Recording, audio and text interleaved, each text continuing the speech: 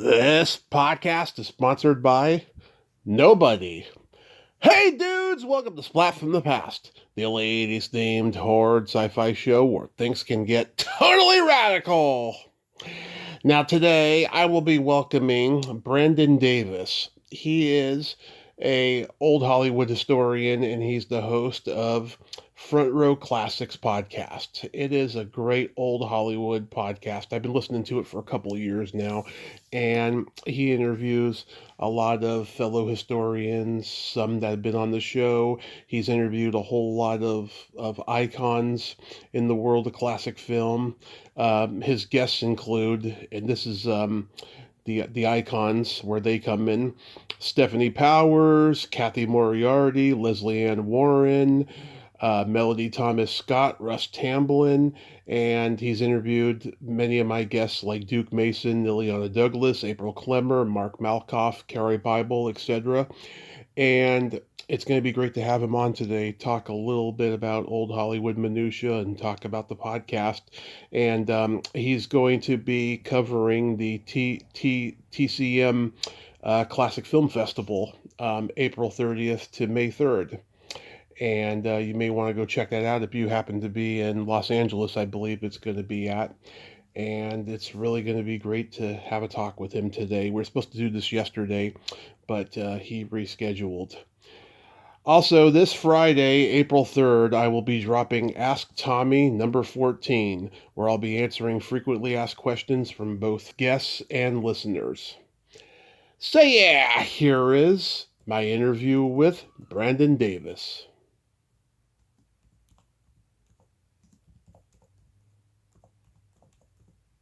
Hey, Brandon, welcome to the show. How are you today?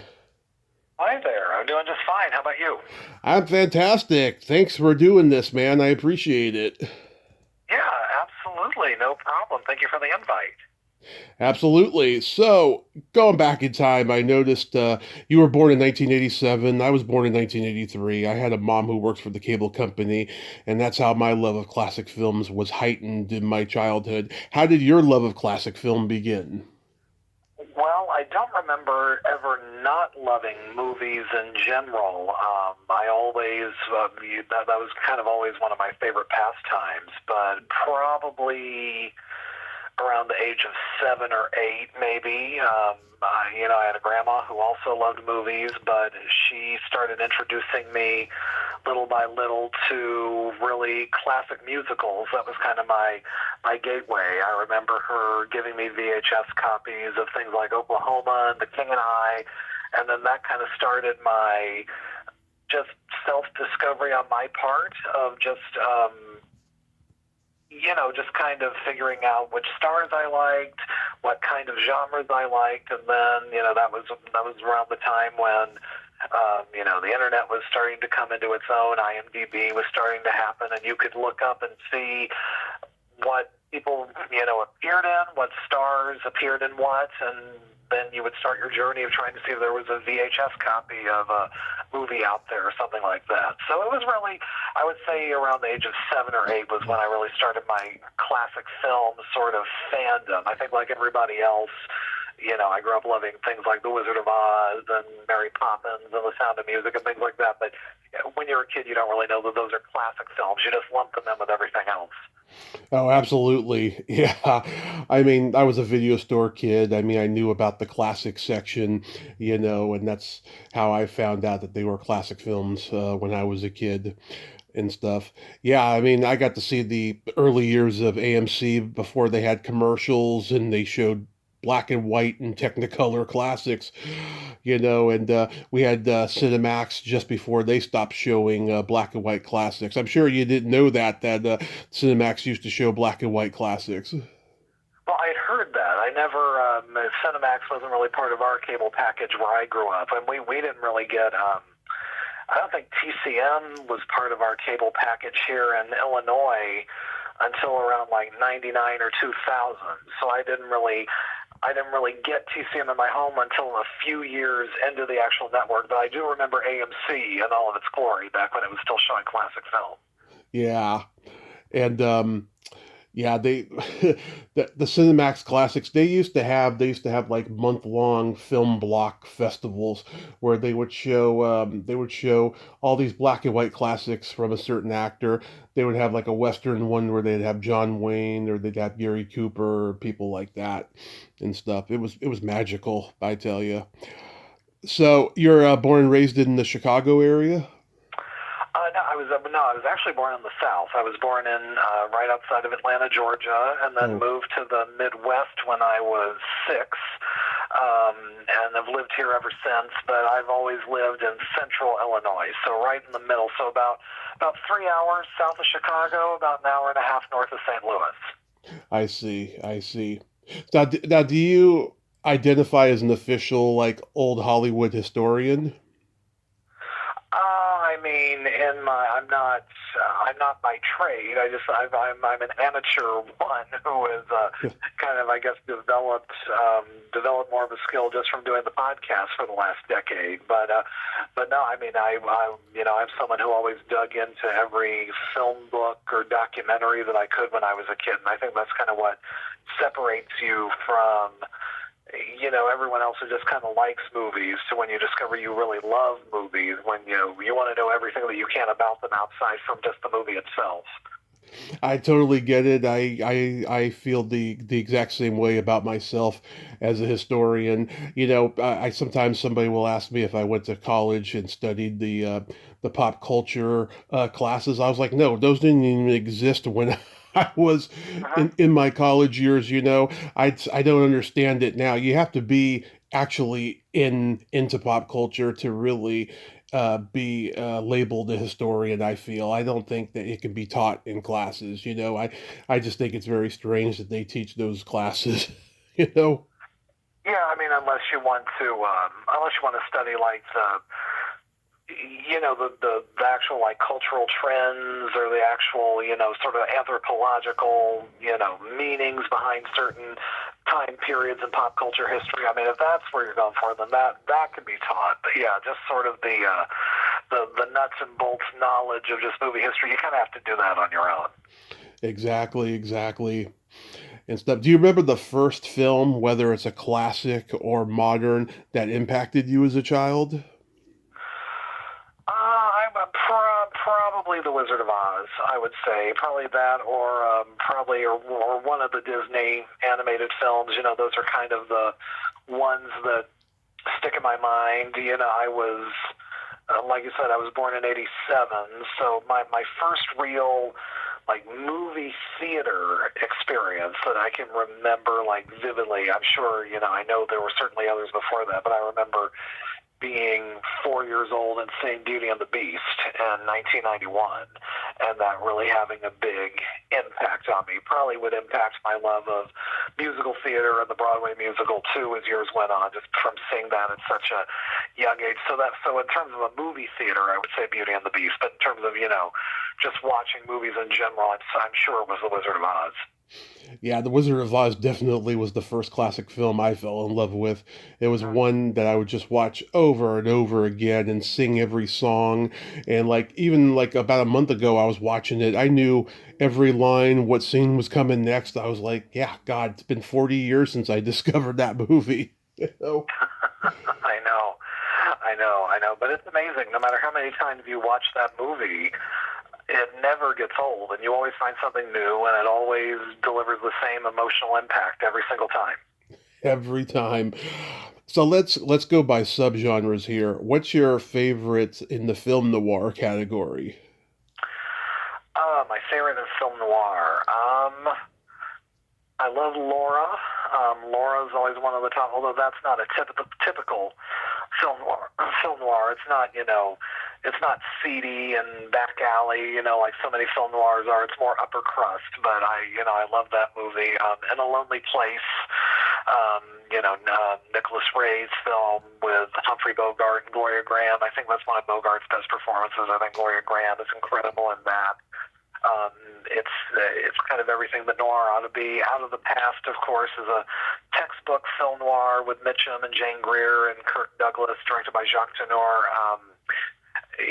that kind of set the template for everything that we think of about film noir. And of course, it's Sunset Boulevard is a film noir by definition too, and I think it's hard to discount that. But I also love Crossfire from 1947 because that was a very sort of early look at anti-Semitism and used sort of the film noir genre to be able to confront that social issue head on. Yeah, I love the Bogart and Bacall ones, especially The Big Sleep and Dark Passage. That was shot in my hometown, San Francisco. I take a lot. Very cool. Yeah, I take a lot of pride in that movie, Dark Passage. Silent films.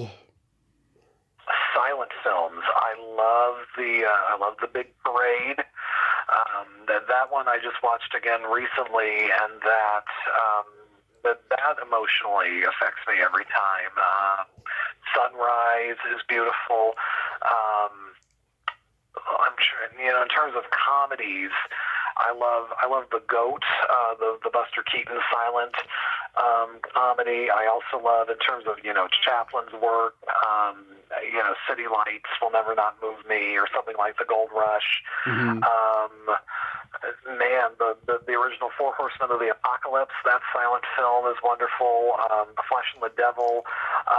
Silent films are something I've just recently, become more and more keen and aware of just within the last maybe 10 years or so in terms of my classic film fandom, just because it was, they were harder to find, and now thanks to things like YouTube and streaming and things like that, they're more readily accessible. Oh yeah, when I was a kid, silent films were a dime a dozen to find in the video stores. I remember TNT would have the Charlie Chaplin film festival where they would just show all the classics in a day, and that was like the only time I ever saw silent films. And then I saw them on the shelves in the video stores of his films as time went on. But like in the early years, yeah, I totally get that. Modern Times is my favorite Chaplin movie. It's one of those ones I can just watch over and over again, and it turns 90 this year. Yes, absolutely. Yeah, they'll be showing it at the Turner Classic Movies Film Festival this year, just later this month. I noticed that. Yeah, I saw on that flyer that you advertised on Facebook. Uh-huh. I thought that was Yeah. pretty cool. Uh-huh. Yeah, the Gold Rush. Oh yeah, that's a classic too. I remember they used to show that on PBS at like 2 a.m. because it was a public domain one. I love that, and City Lights and The Kid and stuff like that. The Idol Class. That's another one I like. Very good. Yeah. MGM musicals. Oh well, that could be a list as long as my arm. But I think that I think like everybody, I think Singing in the Rain is just a perfect movie. That movie is like capturing joy in a bottle. Although I will say, I think my personal I think Singing in the Rain is just a great movie in general, but in terms of MGM musicals, the Bandwagon for me is just hard to top. Written by Condon and Green, the same team who wrote Singing in the Rain, but it's such a sardonic, funny look at the theater, and everybody's at the top of their game in it, and it's Minnelli at his best. But for me, it's kind of hard to top those two. But Meet Me in St. Louis is a perfect movie, and I think An American in Paris is incredible, and I at a very early age I saw Seven Brides for Seven Brothers, so that holds a special place in my heart. And of course, you and I are speaking just a few days before Easter, and Easter Parade is one of my favorites. The MGM musicals just hold probably more than anything kind of a special place in my heart, definitely. Absolutely. I love For Me and My Gal with Judy Garland and Gene Kelly. That was his first movie, actually. And What? yeah, For Me and My Gal. Yeah. You know that one? Well, anything. Also, I love the Mickey and Judy musicals as well, and I think Girl Crazy is my favorite out of there. And there's so many like subgenres of MGM musicals too. Esther Williams. I love Dangerous When Wet. There's just that whole kind of era is so rich and deep. Farce comedies.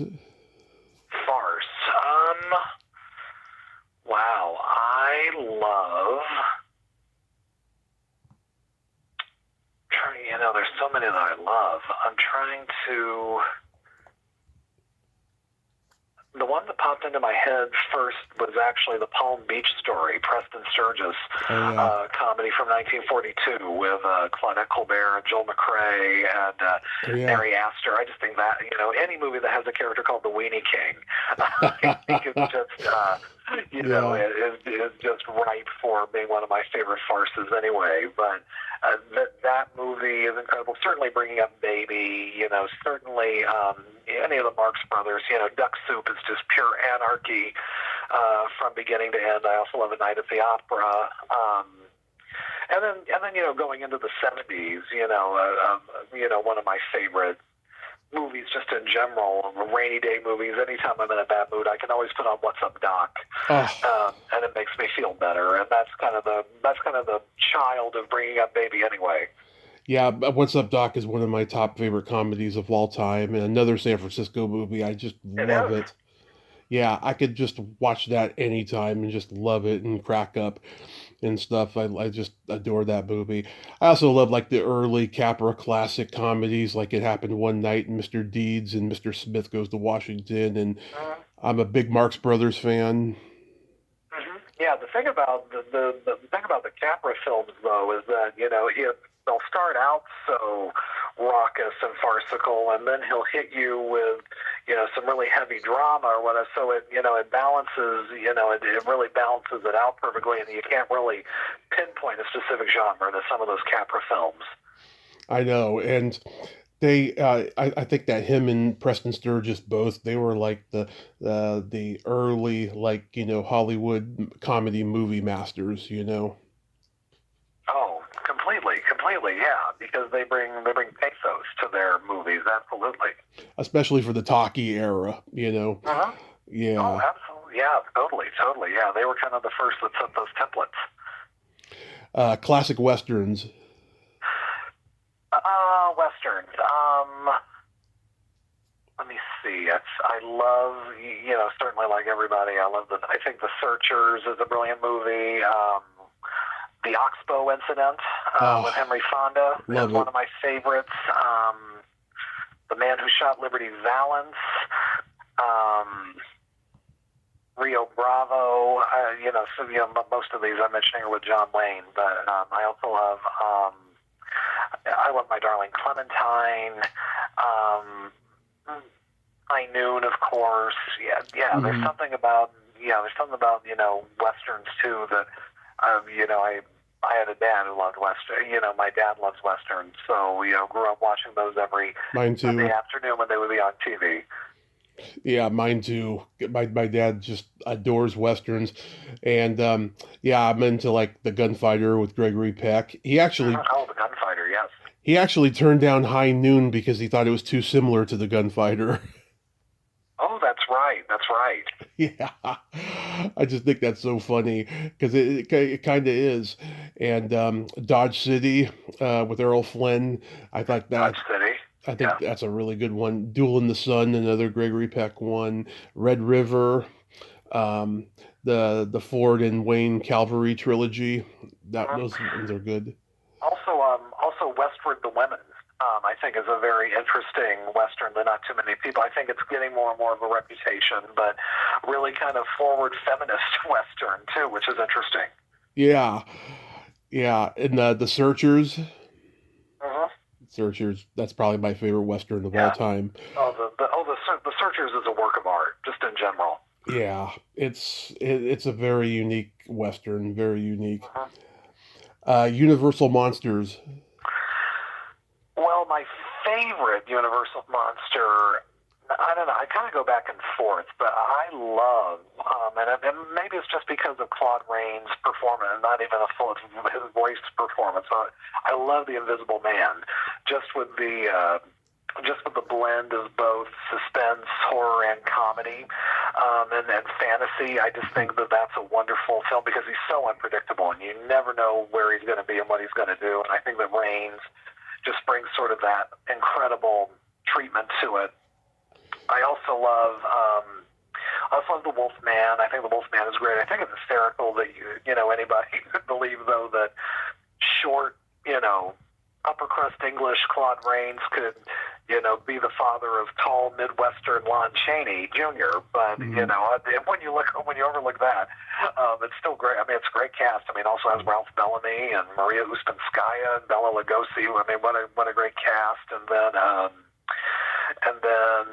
also the 1925 Phantom of the Opera, and I do like the Rains 40s version. I mean, it's more watered down, but it's got an elegance to it as well. And of course, it's a subgenre of it. I love all the Abbott and Costello meet the Universal monsters, any of them. Me too. And I've been so lucky. I got to interview all the kids that are still alive of the Universal monster actors. Wonderful. Bela Lugosi Jr., Sarah Karloff, Jessica Raines, and they were all born in 1938 when their fathers were in their 50s. It's so crazy how that worked out. They didn't have any kids when they were younger, and it's just so weird how that worked out. They were all born in 1938 when their dads were in their 50s. Yeah, I know. If you think of their dads that had their kids, when most people have kids in this day and age, we'd be trying to get talking to their grandchildren. Their kids wouldn't even be around anymore. I know, right? Yeah, it's crazy. Hitchcock movies. I always say I go back and forth between Vertigo and North by Northwest. I think North by Northwest is just the most fun of any Hitchcock movie. I think it's Cary Grant is really sort of meta playing Cary Grant in it, which is so much fun. And I think Eva Marie Saint and James Mason are pitch perfect, and you've got the crop duster sequence and the Mount Rushmore sequence, which are just two of the best. And then Vertigo, I think, is just his best overall artistic movie. I saw it on the big screen a few months ago, and it just always, I've always been fascinated by it. And I love that it's one movie the first time you see it, and it's a completely different movie the second time you see it. And it's a movie that kind of demands repeat viewing. So those are the two that I would say. The very first Hitchcock movie I ever saw was the 56 version of The Man Who Knew Too Much with Jimmy Stewart and Doris Day, and of course I was hooked after that. But of course, I love, I don't think there's a Hitchcock movie I dislike, and I love Notorious and Rebecca and Saboteur and To Catch a Thief. I mean, there's so many. I mean, Hitchcock, once again, I think next to MGM musicals is the other kind of gateway I had into classic film. Oh yeah, I mean Vertigo is my favorite. The Bird, Psycho, North by Northwest, Strangers on a Train. I haven't seen the 1934 Man Who Knew Too Much, but the 56 one is so good. I love it. It's a very good film too. I mean, it's got a wonderful performance by Peter Lorre in it, and it's very different. I mean, it's Hitchcock's 1930s sensibilities versus his 50s sensibilities. So it's different, but I think they're both worth a watch. Absolutely. And I used to watch the Alfred Hitchcock Presents show when I was a kid on Nick at Night. Oh yeah, very fun. Yeah, very fun. It's I love both that and the Twilight Zone. I love for different reasons, but Alfred Hitchcock Presents is what I loved about it is there's some that are suspenseful, there's some that are sad, there's some that are funny. He kind of gives you a little bit of everything. In the 80s, they rebooted both shows, and with Alfred Hitchcock Presents, all they did was redo a lot of the early episodes in the 80s, which is so bizarre. And there was such an oversaturation of anthology shows in the horror and sci-fi genre that it was really hard coming up with stories. So I don't blame them for doing that. Oh, completely, absolutely. Yeah. Did you have any old Hollywood star crushes? I'm trying to remember. I always thought Gene Tierney was gorgeous. Rita Hayworth. I thought Judy Garland was gorgeous in Meet Me in St. Louis. Trying to think if there was any others. Paulette Goddard, I always thought. Vivian Leigh in Gone with the Wind. Certainly, there's some moments where I remember seeing that for the first time, thinking, "What a gorgeous woman this is."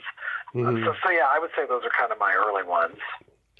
Yeah, Cary Grant was probably my first, and Natalie Wood, and Murray Windsor. I've said this time and time again. Ileana Douglas is the closest we have to Murray Windsor these days. She does look very similar. Absolutely. Yeah. Well, you mentioned Cary Grant. I mean, Mhm. who didn't have any kind of crush on Cary Grant? William Holden too. My uncle was in Vietnam with William Holden's son. Oh, interesting. Yeah, and he gave the definition to the term nepo baby. He was just very entitled, not a good guy. But yeah, they were in Vietnam together. But yeah, but Ileana, not just that they look similar, but just the quirkiness and just the ability to play anything, you know? Oh, That's absolutely, absolutely. And I've had the good fortune of interviewing Ileana Douglas, and she's an incredible guest. I mean, just yes. so funny and so smart. Yes, I had her on 2 years ago when her Connecticut book came out, and with this new book, she's coming back on again in a few months, so I'm happy That's about great. that. That's great. I adore her. She was like a bucket list guest that I wanted, and I was gonna fight to the finish to get her, and I did. Great. Yeah, because I was a big fan of her podcast too, and I just loved her knowledge for classic film. Yeah, I do too. Yeah, anybody who's been through the business and is just a movie fan, pure at heart, is just great. And I love talking to her. And of course, she comes from that lineage, Melvin Douglas. So Yeah, just so many stories to tell. yeah, Melvin Douglas, another legend. Does it break your heart a little that so many revival house theaters have gone away? I mean, it does. I grew up in a little small town, so I didn't grow up around a ton of revival houses. So I come from the perspective of really not knowing what it's like growing up near so many. I mean, you being from San Francisco, I think, can speak to it probably more than I can. But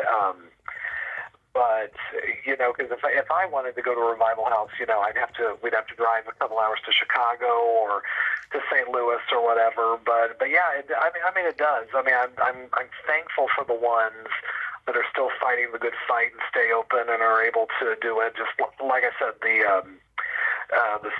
theater where I went to see Vertigo a few months ago does a really good job of playing, classic art house foreign films and really to have a nice business model and keep it alive. So it's tough and in ever changing times, but I think there's always going to be a need to want to see older movies on the big screen. It's just unfortunately there's some storms that these places have to weather.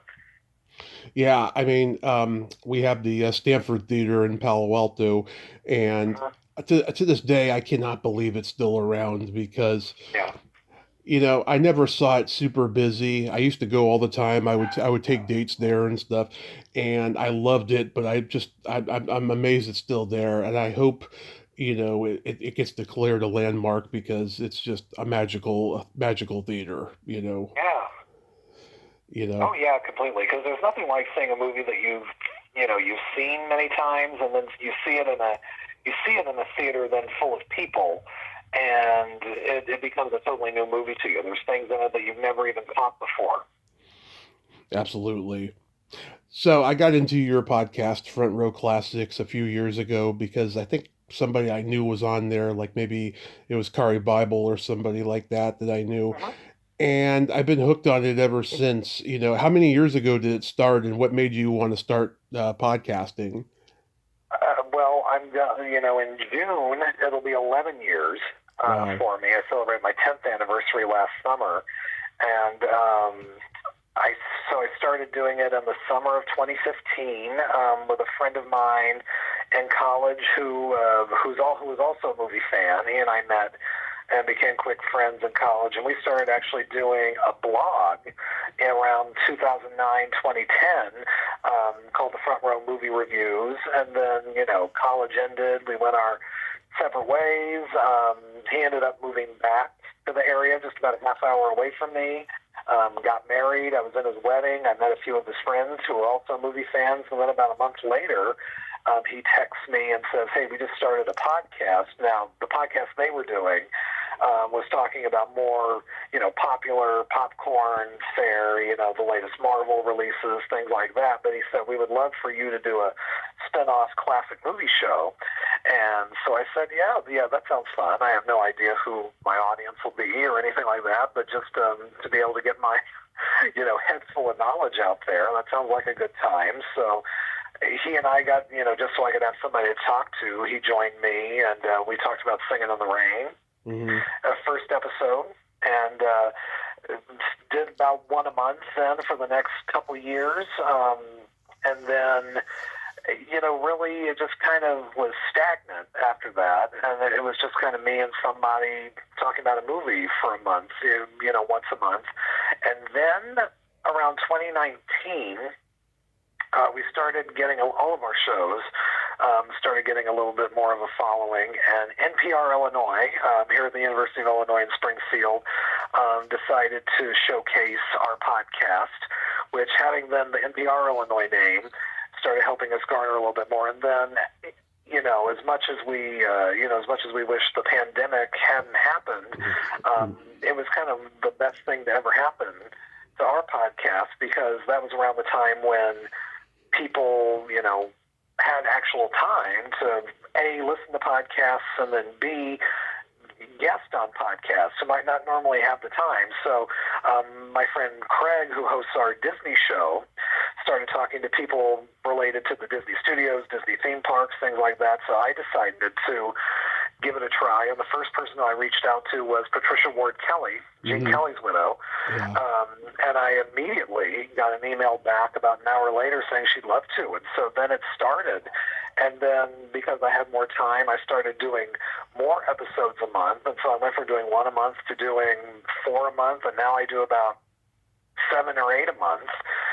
Sometimes more if it's like the holiday season, and I do more, something like that. But it just kind of grew and grew from there, and that's kind of where it went. So 5 years into it, it grew, and then grew even more in the 6th year, and it just kind of steadily keeps on. So it's become an incredible sort of passion in my life at this point.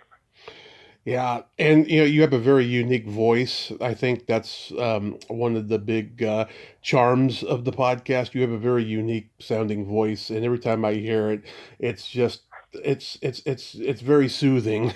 Oh, well, I appreciate that. Well, that comes from years of doing doing theater. I've done theater all my life, so I learned how to perform and speak in front of people, and then also I worked in radio for 3 years, so it's kind of all of that helped prepare me to do a podcast, I guess, later in life. Yeah. So let's see. The guests you've had that I've also had are like Kari Bible, Duke Mason, Ileana Douglas, April Clemmer, Mark Malkoff, Alan Rohde. And I couldn't go all the way back to the beginning of the archive. It only started at like 80 or something. So I'm sure there's been others that you've had that I've also had. But you've also had some major icons on, like Diane Ladd. I tried to get her on for years, and I was never able to make the connection. And she was scheduled to be at the Hollywood show last June, but she canceled at last minute. I was crushed. I will tell you, I am a huge Diane Ladd fan. I'm so sad I didn't get to meet her. Stephanie Powers, Kathy Moriarty, Leslie Ann Warren, Mario Cantone, Natasha Gregson Wagner, Melody Thomas Scott, Russ Tamblyn. I almost got him last year. I did get to interview his best friend Tony Mordente from West Side Story, and oh, very cool. I'm quite proud of that interview. I'm like the only one who ever got to interview him on the podcast, and I'm so proud of it. I actually went back and listened to it again recently, and I was like, okay, good, this is good. Because I hadn't listened to it since we done it. And you've had 2 of Gregory Peck's sons, Cary Grant's daughter, Lucy's granddaughter, Kate Luckenbell, was just on. I actually am working with her about doing one. So. Oh, great. Yeah. Yeah, she's wonderful. And then I talked to her mother too, Lucy Arnaz. I love the family in general. They're all great. Yeah, Lucy was my 2400th guest last summer. Oh, fun. She was great. She's a blast. She was. She's just a character. She's both of her parents rolled into one. You know. So down. They're all so down to earth. That's what I love about them. Yeah. So, who's been your absolute favorite interview so far? Oh, I mean that's a hard one. I mean Lucy Arnaz definitely holds a special place just because well, I Love Lucy has meant so much to me in my life. I think aside from like I said, Wizard of Oz and those Disney movies, I Love Lucy was one of those things that always has just been there in life, and so that interview meant a lot to me. I would say I've interviewed I've interviewed all five TCM hosts at this point, and I've interviewed him multiple times. But I would say the first interview I did with Ben Mankiewicz, Hmm. I was really, really happy with, just because, he gives off the air sometimes that he's a little intimidating. Hmm. So I think my knees were shaking a little bit Yeah. during that first interview, but so easy to talk to and so personable, and I love it anytime I get to talk to him. At any point now. So very proud of that. Also, I'm very proud of the conversations I've had with George Stevens Jr.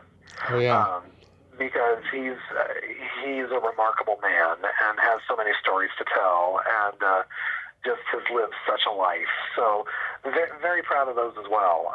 But any of those, any of those you mentioned. I mean, Stephanie Powers was a thrill, and Natasha Gregson Wagner. Some of my favorite interviews are talking to children and grandchildren of these people because they offer such a great perspective. Absolutely. Do you have any bucket list guests? Um, I would love to. Uh, in terms of like the classic film world, it's harder and harder because there aren't as many people around. I would like to talk to. I haven't talked to any of those kids of the Universal Monster ilk. I need to get on that. Yeah. But I would love to talk to Carol Burnett. I would love to talk to Julie Andrews. I would love to talk to Dick Van Dyke. Those are kind of the holy trinity of guests I would love to talk to. Margaret O'Brien is still around, who I would love to talk to. Leslie Caron. So there's a few classic film era people out there who are still on my list. But I also equally love talking to historians. I love talking to authors and hosts, just anybody who can bring kind of that unique perspective. Yeah. Have you had a lot of declines? Um, I think anybody who books their show, I think it's kind of, and depending on the time of year and depending on when, you get some declines, but more often than not, it's no thank you right now, maybe in the future or something like that, where they Yeah. would be interested, but their schedule just doesn't allow it. I could probably count on maybe just two hands the ones who give me like flat out absolute no's. And then there's some who just never respond, and that's kind of a different category. And then, Ghosting. but I would say more often than not, I'm more surprised by the people who say yes than just say no. I'm surprised on both sides. I've been so lucky the last 9 years.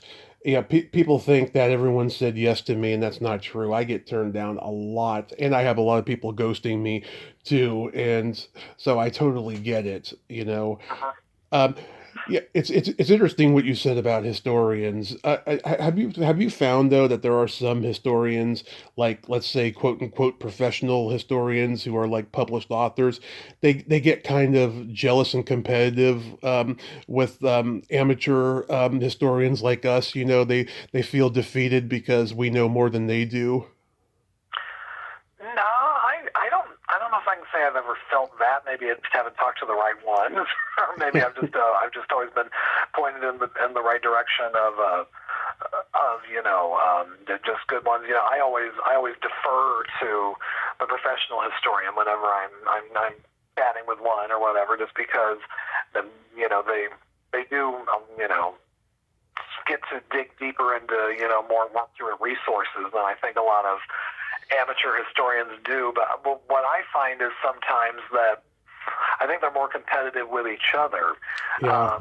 So sometimes, if you have an expert on one particular star and then have another, you kind of learn not to bring up certain other people's names around other historians or whatever, because Oh I think yeah. they take an ownership of the person who if they're the biographer of a particular person or whatever, they kind of take ownership of that person and they kind of feel territorial. So you kind of learn who's kind of in competition with who. Yeah, and I have found that the female historians are just more fun, more easy to talk to than a lot of the guys. You know, whether it's I don't know if you know April Vivi. I do know the name. We've never talked, but no, I do. I'm familiar. Yeah, she writes the books about the Hollywood blonde bombshells and Oh, okay, stuff. yes. Yeah, I get along with her. Karen Hansberry, Uh-huh. and Yeah, we met. Yeah, we met at the TCM Film Festival a couple of years ago. yeah, and there's this one Carrie Specht who I recommend. She's great. And Elisa Jordan, she has a podcast about Marilyn Monroe and stuff. Those are great historians. Yeah, there's a few guys I won't name, but like I felt that they were being competitive with me. But it's the tricks of the trade, really. Sure, yeah, and some people are going to be like that, and some people aren't, and you gravitate to the people who are more welcoming of your presence or whatever. Definitely. Have you ever talked to Stephen J. Rubin or Julian Schlossberg? I have not. No, I have not. Julian, I've talked to. Steven, I haven't. He's never replied me back, but they're both great. They have a podcast together, and they have podcasts separate that I listen to every week. I mean, sometimes they get information wrong, and I'm just shaking my head, going, "No, no, guys, that's not it." But they are truly passionate about the history of classic film, and I do recommend those guys. That's great. That's great. Yeah, I definitely, once again, familiar with them. Yeah, just that, it's, when you are the host of your own show and you also book your own show and everything, it's kind of, a lot of times I get people approaching me or, a lot of times like there's a new book coming out. So I approach that person. So, sometimes I just have to rely on also other content creators or podcasters I know to recommend people who to talk to. So yeah, it just, there's such a wide spectrum of people out there. Do you have a book in you that you want to write? I would. I'm sure it could be about a different multitude of things. I don't. At this point, I kind of feel like every sort of major topic has been written about so many times. So it's just the thing of finding the right angle or the different angle to approach in terms of doing a book. But that's kind of my big goal. I would like to write a book one day. I know it's gotten to the point now where historians are writing about very obscure stuff that people literally forgot about a long time ago in old Hollywood and stuff.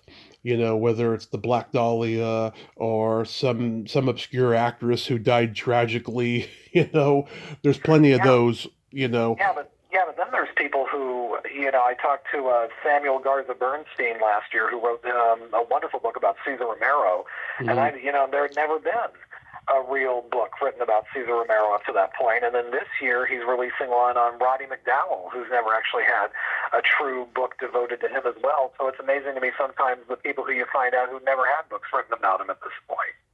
Absolutely. So April 30th through May 3rd, you'll be covering the TCM Classic Film Festival. And you mentioned Modern Times is going to be shown. What other movies are going to be shown? Well, they haven't announced the full schedule yet. Within the next week, I have a feeling they should. But from the ones that they've announced, I'm thrilled that they're going to be showing the Muppet movie, and it's going to be introduced by Paul Williams. They've already talked about that, so that should be a lot of fun. They're showing a lot of movies I already mentioned here. They're going to be showing Out of the Past. They're going to be showing Anastasia. They're going to be showing. They always show a Disney movie at the El Capitan usually one of the mornings, and they're going to be doing Alice in Wonderland.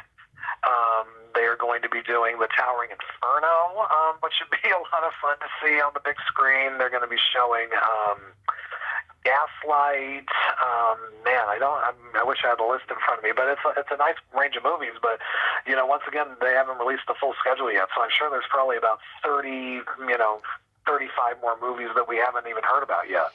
And of course, the opening night movie is going to be Barefoot in the Park, and Jane Fonda will be there and Wow. contribute to her friend and co-star Robert Redford. Wow, that is so cool. That is so cool. And Paul Yeah. Williams, he has been making the rounds on the nostalgia circuit lately. I think he's at that point now in his life where he's just ready because he's going to be 86 soon, that he's Right. just going around doing it. That is so cool. I've always loved Yeah. Paul Williams and Yeah. stuff. So what days do you drop new episodes? It depends. I always drop a new episode every Thursday evening, which goes into people's feeds late that night. So I always make sure it has it in their Friday mornings. But then, depending on if there's a release date of a certain book or I've released something that's more time sensitive, I usually get out ones on Monday mornings too. So definitely Monday mornings and Friday mornings. You can always find something new in your podcast feeds from me, and then sometimes, surprise, you'll get something sporadically throughout the week, but always on Mondays and Fridays. Yeah, I generally listen on Tuesday or Wednesday or Thursday when I have time. I have like a podcast schedule of podcasts that I listen to throughout the entire week when I'm doing research for my own. Yeah, absolutely, yeah. It gets to be a full-time job sometimes. It does, but it's rewarding. That's all I can say. Absolutely. Well, Brandon, I love the podcast and I appreciate you coming on today. I hope you have a blast at that festival and you have a happy Easter and be safe out there. Absolutely. Thank you. I appreciate the time. My pleasure. Have a great day. You too. Thanks. Thanks. Bye bye. Well, there you have it. Brendan Davis, ain't he a cool dude? Ah, what a nice guy, huh? And great anecdotes there about his podcast. Go check out Front Row Classics. It's available on Spotify and all the podcast platforms out there. It's great. If you love classic films, classic, and even a little bit of classic television, go listen to it. It's fantastic. Well, until next time, this is Tommy Throwback Kovac saying there's no shame in living in the past because the present sucks. Later, dudes.